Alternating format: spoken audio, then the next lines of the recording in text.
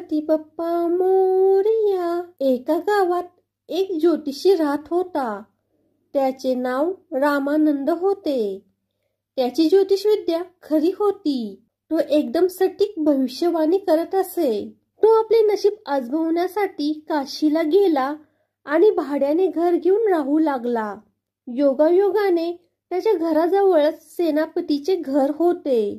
सेनापतीने ज्योतिष रामानंद यांची खूपच तारीफ ऐकली होती। म्हणून एके दिवशी सहजच सेनापती हा आपला हात दाखवण्यासाठी आला। रामानंद हा सेनापतीचा हात बघून एकदम गंभीर आवाजात बोलला, सेनापती, तुमच्या आयुष्याची फक्त 15 दिवस बाकी आहेत।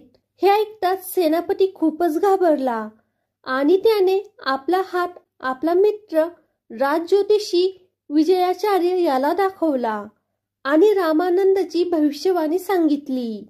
विजयाचार्य हा एक ढोंगी ज्योतिषी होता। त्याला काहीच येत नव्हते। तो ठाटूर माटूर हात बघून म्हणाला, मृत्यूयोग तर आहे, पण तू घाबरू नकोस। एक विशेष हवन केले तर तुझा मृत्यूयोग टळेल, फक्त तू कुणाला सांगू नकोस। विजयाचार्याने विचार केला की जर सेनापती मेला तर भविष्यवाणीची ही गोष्ट गुप्तच राहील आणि कोणाला रामानंदाबद्दल काहीच कळणार नाही। समजा सेनापती नाही मेला तर त्याचा जय जयकार होईल आणि रामानंद मरेल। ही गोष्ट घडून गेल्यानंतर 15व्या दिवशी राजा आणि सेनापती शिकार करण्यासाठी गेले। त्यावेळी एका आदमखोर वाघाने सेनापतीवर हल्ला केला आणि त्यात सेनापतीचा मृत्यू झाला।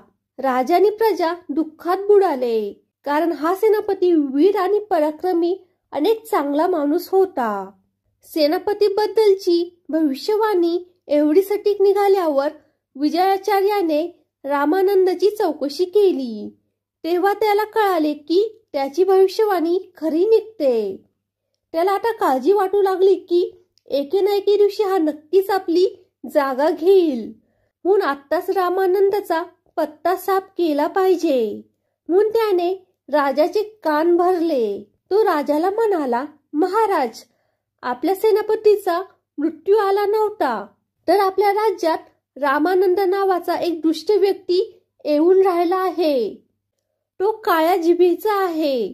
तो काही अशुभ बोलला तर खरे होते आणि सेनापतीचा मृत्यू सुद्धा त्याच्या अशुभ बोलण्यामुळे झाला आहे। सेनापतींनी स्वतः मला याबद्दल सांगितले होते। सेनापतीच्या मृत्यूमुळे राजा एकतर खूपच दुःखी होता। हे ऐकल्यावर त्याला खूपच राग आला। त्याने लगेचच रामानंदला दरबारात बोलवून आणण्याचा आदेश दिला। दरबारात आल्यावर रामानंदने हे मान्य केले की सेनापतीच्या मृत्यूची भविष्यवाणी त्याने केली होती। विजयाचार्य हा मनातल्या मनात खूप हसला। आज हा मेलाच। राजाने लगेच तलवार बाहेर काढली आणि रामानंदच्या गळ्याला लावत म्हणाला, दुष्ट ज्योतिषा, आता तू तुझा हात बघून सांग, तुझा मृत्यू कधी लिहिला आहे। हे ऐकून ज्योतिष रामानंद खूपच घाबरला। त्याच्या लक्षात आले की राजा आपली भविष्यवाणी खोटी ठरवू इच्छित आहे। राजाला आपल्या मृत्यूचे भविष्य सांगितले तरी हा आज आपल्याला मारणारच। रामानंद हा चतुर होता। तो स्वतःचा हात बघण्याचा नाटक करत म्हणाला, महाराज, ही एकदम आश्चर्यचकित करणारी गोष्ट आहे। माझा मृत्यू हा तुमच्या मृत्यूच्या 1 दिवस अगोदर होईल। हे ऐकताच राजा शॉक झाला। ज्योतिष विजयाचार्य हा तर चक्कर येऊन खाली पडला आणि ज्योतिष रामानंद मनातल्या मनात हसत म्हणाला, कसं उल्लू बनवलं ह्यांना। फ्रेंड्स, हा व्हिडिओ जर तुम्हाला आवडला असेल तर व्हिडिओला लाईक करा आणि फोटोग्राफी इज माय पॅशन या यूट्यूब चॅनलला सबस्क्राईब करा। धन्यवाद।